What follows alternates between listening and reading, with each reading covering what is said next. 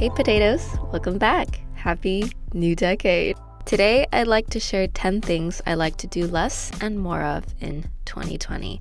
When we were in Sedona on the hike to Devil's Bridge, this crazy looking rock bridge suspended in the middle of rocks and forests, I realized on our way back from the hike that I haven't paused for a single moment this whole trip to just be and breathe, to exist and pause and take in the beauty of where I was. We were driving from Los Angeles to Phoenix, from Phoenix to Sedona, walking from our car to the hiking trail, walking from the hiking trail to Devil's Bridge, rushing from point A to point B without pausing at all to enjoy the view.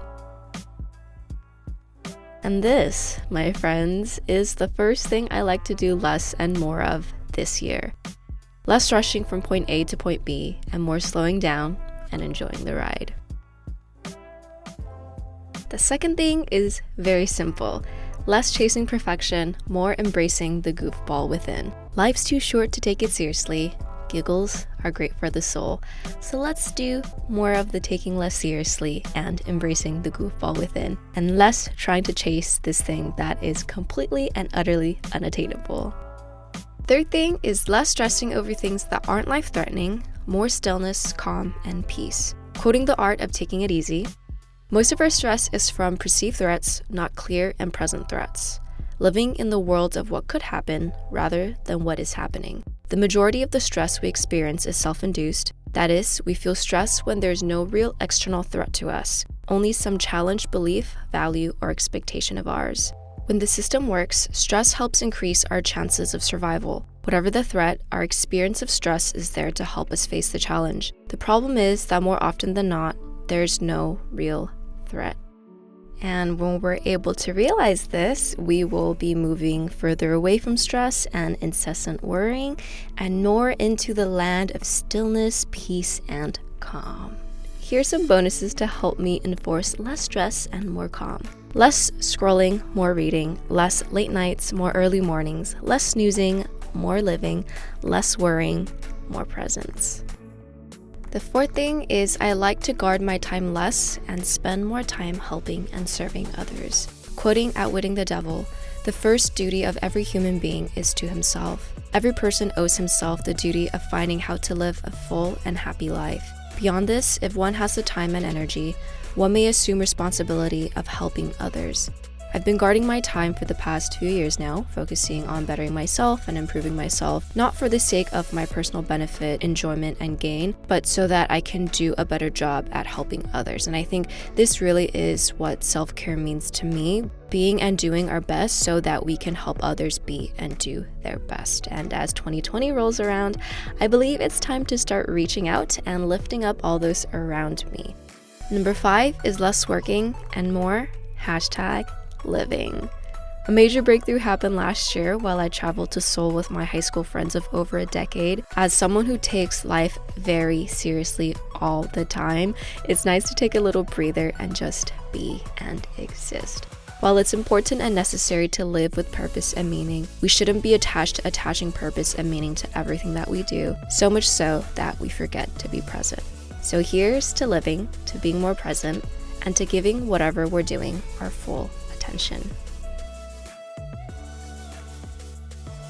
Number 6, less excuses, more making time. For friends, for cooking, for stillness, for meditation, for short or long walks, for sleep, for travel, for tea, for downtime, for play, for being present, and for having 5 minutes of silence to myself in the mornings. Making time for all of this so that I can give and dedicate my all to creating meaningful, positive, and uplifting content that's hopefully making a small ripple in this mass ocean of a universe that we live in. Instead of saying I'm too busy or I have no time, I will either tell myself it's not a priority or I make time if it is a priority. And this year, I like to make my spiritual, mental, and physical health a priority, along with creating more meaningful relationships, deepening existing ones, while I continue to learn, grow, and work on my craft.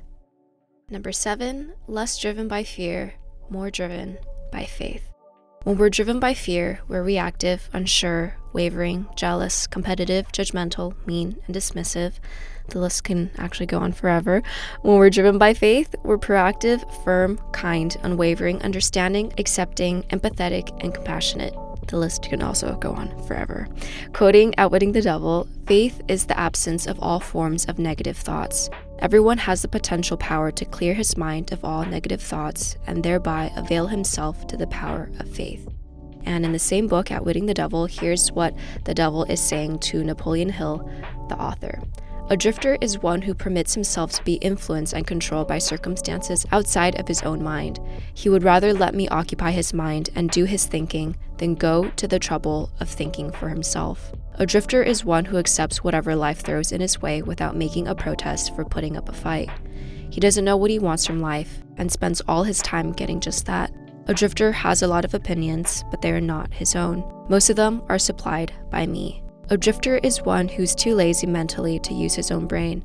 That is the reason I can take control of people's thinking and plant my own ideas in their minds, namely fear. So to be a free thinker and to stop oneself from drifting this year, let's be driven by faith and less by fear. 8. Less relying on comfort, more dancing with the unknown.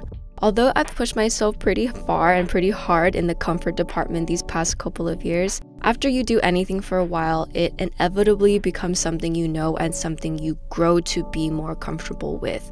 So that's kind of where I've been, because these past couple of days I've been getting a little anxious thinking about where I want to take my channel and where I want to be in a few years, whether it be speaking up or speaking out, whether it be committing to big, hairy, audacious goals, whether it be turning even bigger dreams into reality. It's uncomfortable and it's scary because it's places you've never been and it's things you've never thought about.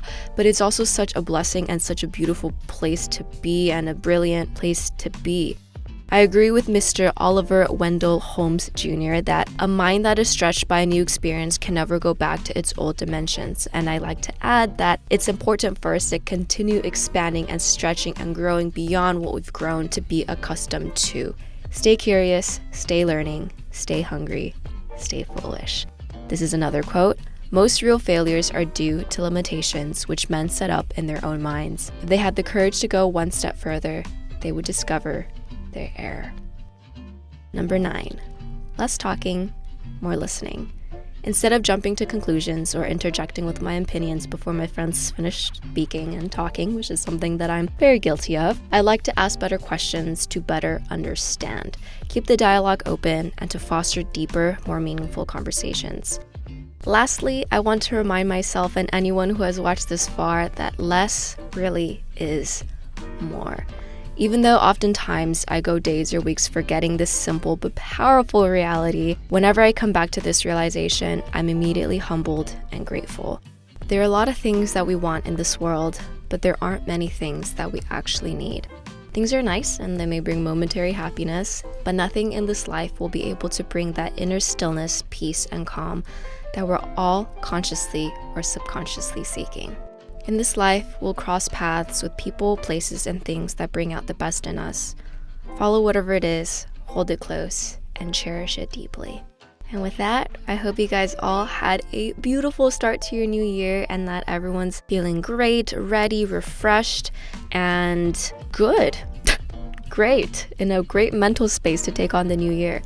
Please share it with me below what you'd like to do less and more of this year, and we can chit chat down there, comment on each other's questions. Yes.